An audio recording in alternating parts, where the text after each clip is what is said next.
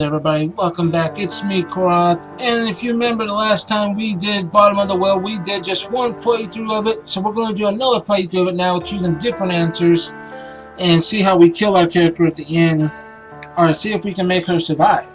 So with that said, guys, we're going to jump in here. This is the Bottom of the Well, so here we go. We're going to jump on up in this bad boy and see exactly what we get. And man, this game has some beautiful, lovely music. And the artwork in it is pretty spectacular too. Alright, so we're going to go to a new game. I would like the Dark Alice, Custom Alice. I like the Alice randomly generated. There we go. A randomly Alice makes your computer randomly generate an Alice for you. With random stats, note that if you already clicked default Alice, Custom Alice, or Dark Alice, you will need to click reload to create a new randomized Alice. Ah, shit. Go back, because we already chose the custom.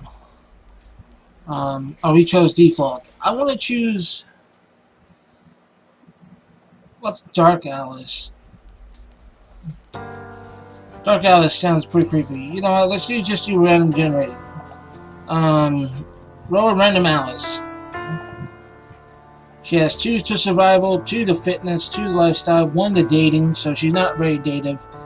She has nothing to supplies, and 2 to career. Alright. Accept and start. I don't know if that's right. I'm just accepting and starting, so here we go. Today I had the weirdest dream in my life. I'm waiting for Joe to come online so I can talk to someone about this. God, I feel like I'm going crazy. Good morning, morning. Did you catch the anniversary reading last night? No, well, I tried, but I fell asleep listening about that.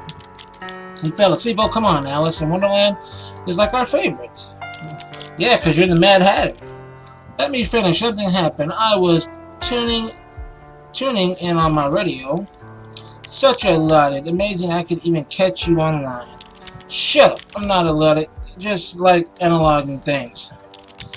Anyway, I was tuning in to the broadcast and I must have hit the AM switch or something because suddenly the channel changed to something else. Oh shit, son. What, aliens? Oh, government-run number stations? Oh. No, it was this weird like white noise. At first I heard it explain why I was so drawn to it. I could hear snippets of some melody, maybe lyrics, but the weird signal was weak.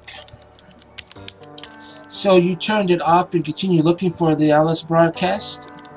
So I went on my balcony and turned the antenna around until the signal came through clearly, and then now sounded more like music with the odd signal in the background. When logic and proportion have fallen sloppy deeds, and the white knight is talking backwards, and the red queen falls off with her head. So somebody pirate radio broadcast of the Golden Oldies. I felt like there was something else there, some message that the music was hiding. I know it sounded weird, and then I fell asleep. Okay, when logic and proportion has fallen sloppy dead, and the white knight is talking backwards, and the red queen's off with her head. Okay. With a story, no, hear me out. I dreamed, and I didn't know I was dreaming. Do you understand? It was entirely ludicrous, but like waking up in another world, except I didn't think it was another world. Ugh, this doesn't make sense. You had a super lifelike dream where you didn't know you were dreaming, but you were still ludicrously in control. Sounds pretty rad to me. I'm sure it would have been, except for the whole end of the world apocalypse bit in the dream. Okay, now you got my attention. Dun dun dun dun. So like I said, it was the end of the world. Everything I did that day felt like the real thing. Every smell, every sound, every color, every touch. It's important you know that I wasn't acting like I would in a dream. I didn't know it was a dream. Heavy. There was no warning, no build-up, nothing. Just between one moment and the next, the TV had turned to the emergency alert system, and the voice that sounded like it had been recorded in the 60s told us we were under attack. Get in the basement, you're under attack! Oh, what the hell is that voice? Were you alone? No. I was with some friends. We were having a movie night at my place, watching... Holy shit, I think it was actually the new Star Wars movie. There was the scene where old Han Solo was just about to get knocked over when the TV just switched. Wait. The new Star Wars, as in Episode 7 on DVD, you know that dates your dream, right? I haven't even thought about that. Sorry, go on. What happened next? Like I said, the TV suddenly turned to the emergency alert system, jacked the volume all the way up to, and I didn't even know they could do that. The broadcast told us we were under attack right now, that we needed to get to shelter, that we had less than 30 minutes before the bombs hit. Jesus, sounds crazy. And sounds scary. At first I didn't want to believe it. I switched the channel, but they were all the same, and then the sirens started. Tornado sirens, flood sirens, I don't know, I knew things were serious. Why so serious? So what did you do? Well, I went online to find out what was going on. I immediately tried to call Chase. I needed to think about my options. Well, last time we did the options first. This time we're going to do the online. I didn't try calling someone like your parents. Or you didn't try calling someone like your parents? Hell no. Of course I tried, but it was futile. The phone network was completely overworked, but the net still worked fine. Well, it's kind of hard to call somebody when you ain't got no phone, dog. You use your brain? What did everyone else do? Everyone was pretty terrified. Some tried to make a joke out of it, but there was something about the voice of the TV that bled that we should figure out the net still worked. Everyone was on it. Okay, see, this story's a little bit different this round. Due to the fact that now she had people in the room, and if you remember the last playthrough, she was in the room alone. So what'd you find? The net was still working, but the bandwidth was severely lacking. The major news networks were either down or overloaded, but all the big search engines default to some kind of government site in super simple HTML. That kind of confirmed it really was the real deal. Isn't that the net supposed to be some kind of DARPA invention anyway? Wouldn't it be surprised if they had some kind of system in place to take it over if need be? Well, they hadn't taken it over. You could still go wherever you wanted. Facebook still works. Apocalypse-proof service. Nice. There was a sign. I tried to get in touch with my brother. He's the only one who's even gotten an account, but there was no reply. I spammed my aunt and sent an email to my mother, but I didn't know. It felt like I needed to find someone right there and then. And a group chat. I was spreading through our social network like wildfire. Someone had found the closest old Fallout shelter that was actually still operational down on 3rd. People were going there, just grabbing all they could and running before the bombs fell. So what happened next? You know, I did find you online. That must have been useless. I'm all the way over in Old Blighty, unless things were different in your dream. No. You were still in the UK. The bomb had already started falling there. Bummer, man. You died. You disappeared. There was nothing more to do. It was only a dream, Al. Bomb couldn't kill me. That's what he's saying, I bet you. Sure.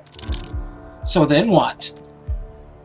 Well, I fucking go to the fucking shelter. What the fucking what? What? The Fallout shelter seemed like the best option.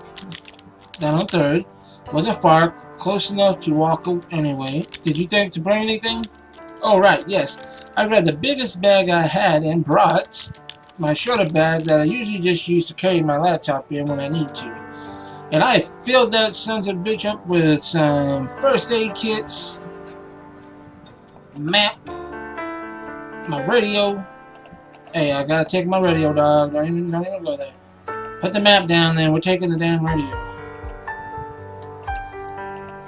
Okay, drop the first aid kit. We have to take the radio. Take the radio. Take the sleep. Take the first aid kit. So if I take the radio, I'd have to leave the first aid kit. Man, I don't want to leave the first aid kit. Can I take it too? There's enough room in that damn backpack. Come on now. Your radio ain't that big. Drop the radio on the map. Well, I had to take the map so I know where I'm going. I got the radio so I can keep up with the stuff. Nope, I'm just not going to be able to take the first aid kit. I don't know, man. I think I should just drop the radio. No, I'll keep the radio on the map. I'll keep the radio on the map. Well, go on. What was it like? Did you run into trouble? Well, yes. You could say that. God, that shelter. So, we headed toward the shelter. I think we were all hoping it was all just a false alarm, and tomorrow everything will be back to normal. Like an extreme version of Orson Welles' War of the Worlds broadcast. Actually, the panic that radio showed caused was greatly exaggerated, probably by Welles himself, and it worked. We still remember it today. Great ad campaign. Guess that English lit degree is coming to some use at least. Yeah, well, I didn't really feel like it. I remember trying to think of words to describe the way the streets felt, the way the city sounded, turmoil, chaos, anarchy, tumult, pandemonium, the capital of hell. Now, who's got a degree in lit? Stop stalling. Yeah, it's just so fucking damn, like I said, everything felt so real. The panic in the streets, the accidents everywhere with no emergency responders showing up, the ever-present siren. It was like everyone walked with their eyes to the sky, just expecting to see a flash. Did you make it to the shelter okay? The shelter was actually in the basement of a bar that used it as storage, which was handy since there was a door toward the street. There was no sound or anything like that anymore.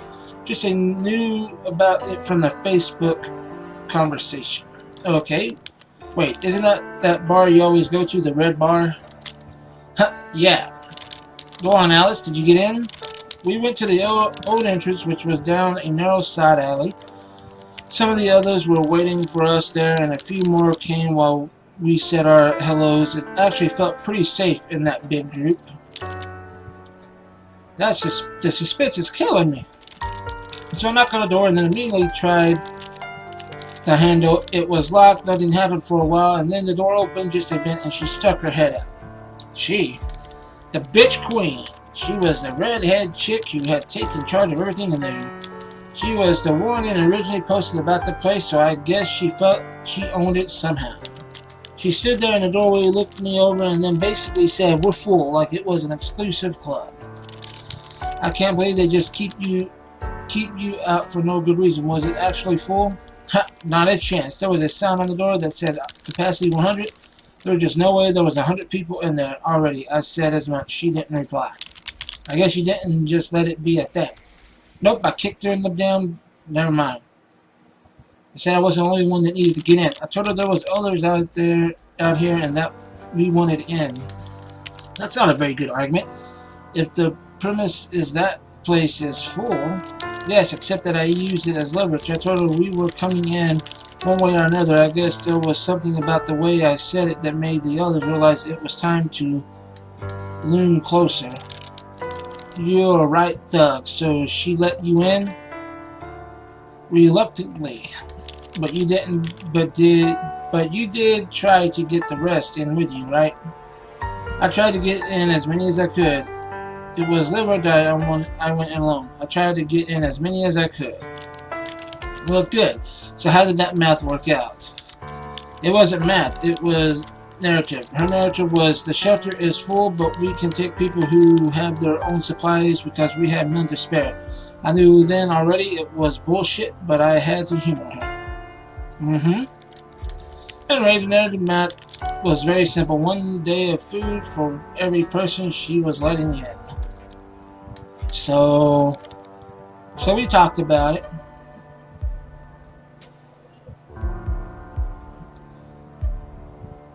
Oh my god, I have to either go in alone or I couldn't do it. I backed out. I backed out of the deal. Oh man, no. No, either way it goes, man, it's gonna be screwed. Why? Why you want to screw me like this, game? So I'm a dick if I go in there alone, because I just killed all those people and all those friends I had with me. But if I don't go in there, I would be back to where I was in the last episode and die. Or no, there was that one that says I tried to leave town.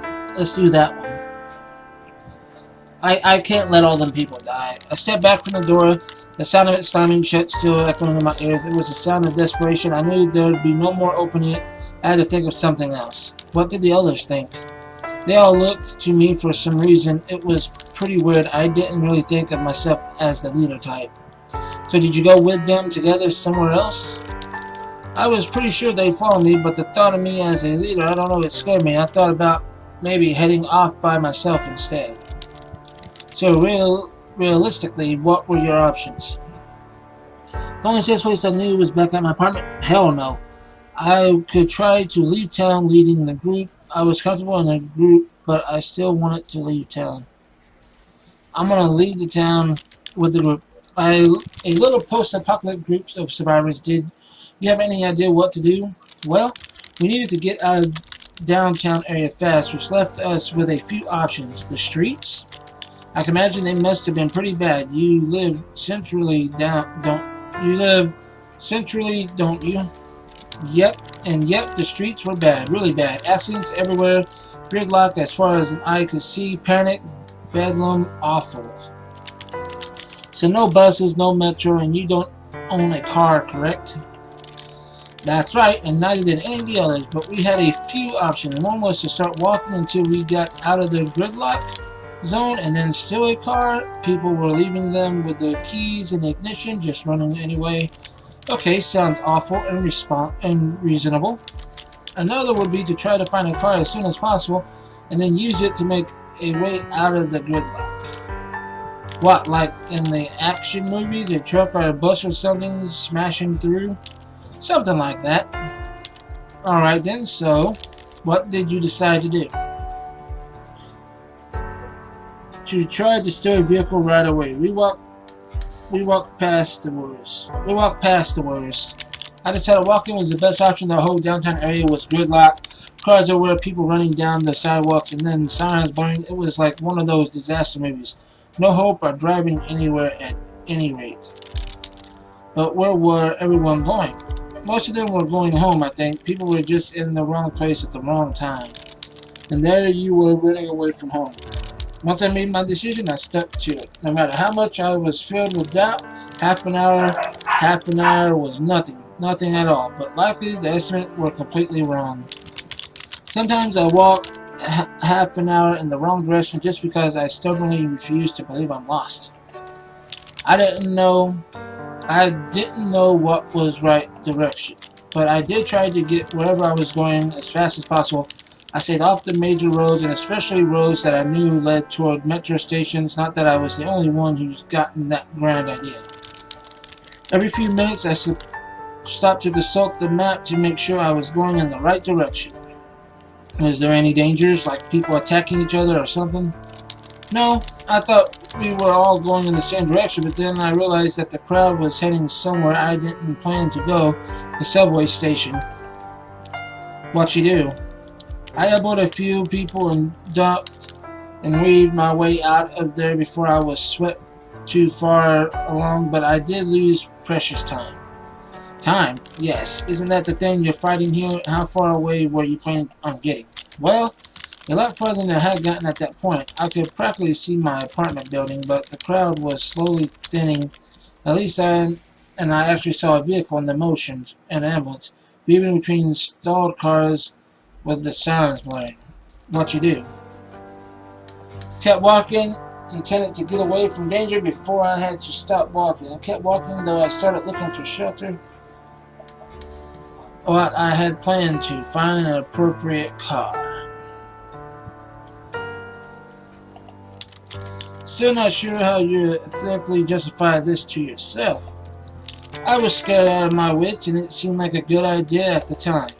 Fair enough, so how did you go about it? Well, first I scooped out a good candidate, and then I stuck around for a bit to make sure the owner was well and truly gone, and then I just went for it. And nothing. I got in, and there were no keys. I got out and repeated until I found one with keys. It must have taken a while. A little while, although I didn't want to have to deal with some angry car owner. Anyway, I had a vehicle, and even though the streets were still clogged, traffic actually moved by some magic. The roads were actually open. Well, now, everything was still extremely gridlocked, but the cars were at least moving without needing extra nudging. Getting caught on the freeway during the explosion doesn't seem like a good time, though. What was your plan? I wasn't going to stop for anything. I decided to take the first available exit to find shelter. I decided to get at least to the Broad before leaving the freeway. Oh, man. Damn, this is crazy. Well, I could find shelter, but what that means I just find my own base again. I don't want to go back to my own damn apartment. Decided to go to the Broad before leaving the freeway. Oh man, that's not good. I wasn't going to stop for anything. I decided to get at least to the Broad before leaving the freeway. I'm going to say the middle one. I don't know. You actually made it that far? How long was it until the bombs actually hit? I'm not entirely sure, but something like 2 hours. I think they hit everywhere else before they hit us. I'm not really sure why. Missile shield. Do we have one of those? Anyway, I know that I was pushing my luck trying to get any further, so I started looking for likely shelter stacks. I parked the car and got out.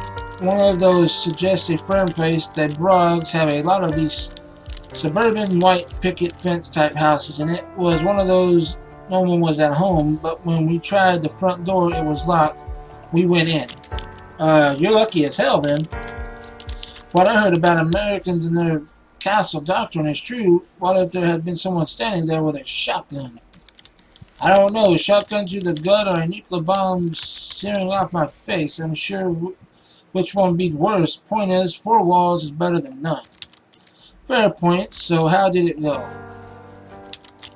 I believe the most important thing was getting to shelter away from the windows and walls. The bathroom in the center of the house seemed the safest. No basement? No basement. What about, like, food and things? Whatever the cupboards contained, we took with us to our shelter, of course, and tried to protect it as best we could. So, the bomb, they actually hit then, in the dream?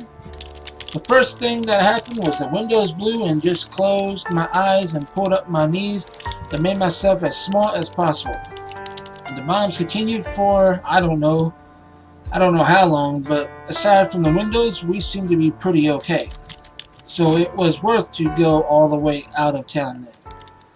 I didn't want to think about what it was like downtown. It was scary enough out there. A few cars drove past and I heard sounds at one point. I ventured out to glance out the window. Once the bombs had stopped hitting and I saw a city center in flames. But at least you got out. How long did you wait in the house? For as long as supplies lasted. I wasn't planning on leaving for 24 hours. I wasn't planning on leaving. For as long as supplies lasted for 24 hours, I wasn't planning on leaving. Probably for as long as supplies last. I don't know how safe the house was from fallout, really, windows blasted open and all that, but it was probably safer than walking the streets. As long as we only ate the uncontaminated food, we ought to be okay, I thought. What about the others? Did they have their own food? No, we had to share. All the food I had really did go. In the end, I even had to supplement a bit from that cupboard, and I'm sure it was fine. Anyway, you ate through all of your supplies, and then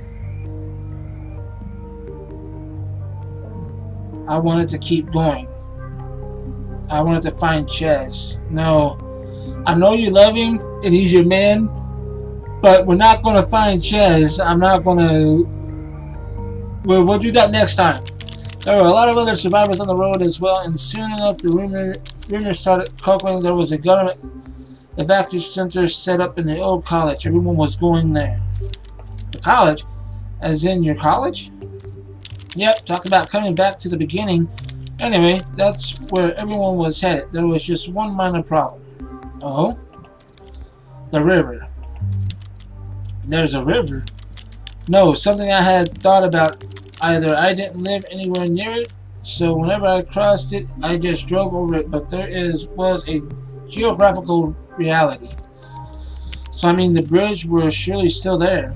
True, but when we approached them, we realized they were occupied. Uh-oh, by whom? I'm not sure. I saw them from far and kind of dumped into cover. I saw they weren't good news. They had guns and were harassing the other people who come to the bridge. I think they were mugging them. Did they let anyone pass? Yes, some, but I didn't what the price was or if they had some other criteria for letting people through. So what did you do? I decided to wait nearby and see what would happen. I went up to them and confronted them. There are other bridges across. I went downriver to find one. And what to say the other bridges didn't have similar setup seems like a likely thing to do. I was willing to take the chance. I wasn't going to tangle with a group of armed men even if I lost some time. How much time did you lose? Well, that's the thing. We walked about a day through incredibly terrifying terrain toward the nearest bridge. Quakes had made the riverbank collapse in most places, and the river was for some reason churning, making it impossible to ford. And when we finally arrived, it was broken. Yes, it had collapsed. Oh geez, no hope of getting it over. Well, it had collapsed. Not totally. Half of it was dragging in the current, some cars still hanging on by some form of magic. Maybe it would be possible to balance across, but it looked pretty risky. I was so damn disappointed and tired, though it actually felt like a good idea. How about just backtracking instead? Yeah, it was too unsafe. Time to go back. No, damn it. I had gotten this far. I was crossing. Oh my god, we will die if we cross. How about you guys want to bet we're going to die if we cross? I'm going to bet we're going to die if we cross. We're going to die if we cross. We're going to die if we cross. Let's do it. Such a bad idea, Alice. I wasn't sure how much longer I could go on without making a stupid decision. Or maybe this was my last straw. What was your plan? Take it slow and careful.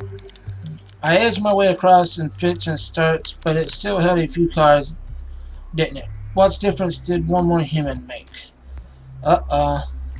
When I started creaking, I picked up my feet. I was too far along to turn back. Told you so. I scrambled up on a car that started sliding. I tried to grab a hold of something in a panic, scrambled and managed to steady myself against a piece of railing. The others were screaming at me from the shore. I couldn't hear what it was. And then I was yanked badly and violently backwards. My coat had somehow gotten snugged on the car. I couldn't even see how I barely had the time to scream before I was already under the water, seeing nothing but bubbles and the rapidly disappearing of light. Jesus, Alice. I wouldn't recommend drowning to anyone, but likely it was just the first breath that hurt. After that, I just kind of drifted off. And that concludes my dream. I knew we were going to die, folks, if we did that. But we have to keep the videos going. Next time, we'll go on further. This time, we'll stop by the gun people and do all that stuff. We won't do what we just did. Well, that was interesting. What did you think? I think it felt incomplete, like there was something missing. That wasn't the way it was supposed to end, you know? Dreams are supposed to end in certain ways. This one was, I think. It felt like I was trying to it was trying to tell me something, but I wasn't listening closely enough. Maybe you can try again next night. See if you hear the same recording. Speaking of, what frequency was the sound? That's the weird part. When I tried to see, I realized I had hit the right channel and that it was in fact reading Alice in Wonderland. And that isn't exactly some obscure number station frequency on the AM bands. Well, maybe you'll dream it the next night again. Anyway, that's the good thing about dreams. You can always dream them again. and maybe do something different the second time around. And that concludes this video, everybody. Yes, we got killed by being dragged under the water by a car. And next time we'll do it again. We will get further than this, and we will probably talk to the gun guys. We'll see what we go through next round. So with that said, I hope you all enjoyed the video. If you did, hit that like button for Bottom of the Wells. Yes, the bottom of the well. Oh man, this game is just awesome. The guy who created this, she did a great job. This Natasha did a great job. Peter Sculpt, great job. Red Net Studios, all together, y'all. Red Nettle Studio, all together, y'all did a great job. So with that said, this is Quarth, everybody. I'll see all y'all later. Y'all go out there and have some fun. And yeah, with that said, I'm gonna get off here. Catch you guys later. Go out there and play you some Bottom of the Well, and I'll see all y'all later. Bye, everybody.